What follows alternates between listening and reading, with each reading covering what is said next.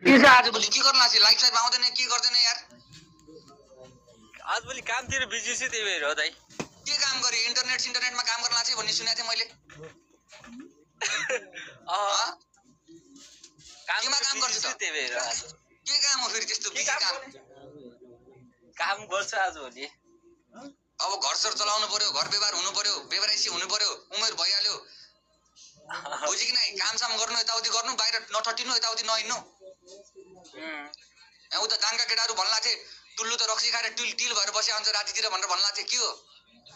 हैन त्यस्तो हैन दाइ याद गर म तेरो दाँत झार्दिउँला हैन त्यस्तो हैन यो भिडियो मात्रै आएको छ मलाई भिडियो जुन दिन मलाई भिडियो पठाउँछु भनेर भनेछन् केटाहरूले रक्सी खाएको जुन दिन म देखाउँला नि कुइनाले हान्दिउ म तँलाई ल दाइ ल ठिक छ कहाँ छ अहिले घरै छु यतैतिर छु ल ठिक छ राम्रोसँग काम गर्नु अब राम्रोसँग यताउति गर्नु घर परिवारको ख्याल राख्नु मम्मी बुवालाई दर्शन भनिदिनु है मेरो साइडबाट ल भइहाल्छ त दाइ ओके काम भन्नाले के म्यादी पुलिसमा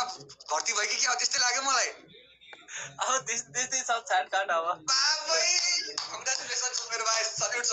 मेरो भाइ राजालाई ओके यार म त कुनै न त्यतातिर ध्यानै नगएको यार एकदम माया छ मेरो भाइ राम्रो काम गर्न लाग्छ यार अलवेज लभ यसो उतिर छु भोटतिर यसो बालेन दाइलाई यसो जिताउने चक्करतिर यताउतितिर अब हिँडिरहेको छु म होइन ए बाबे सुर्खेतमा अब कता हुन्छ अब यसो प्रचारमा हिँडिरहेको छु म ठिक छ राम्रोसँग हिँड्नु यताउति गर्नु आफ्नो ख्याल राख्नु हिँड्दै फेरि खुट्टा होला राम्रोसँग जानु ओके हेयर कट त त्यस्तै लाग्यो भनेर मान्छेहरूले गेस गरेको थियो तैँले साँच्चीकै रहेछ हेयर कट हानेर चाहिँ नि त त्यस्तै ठिक छ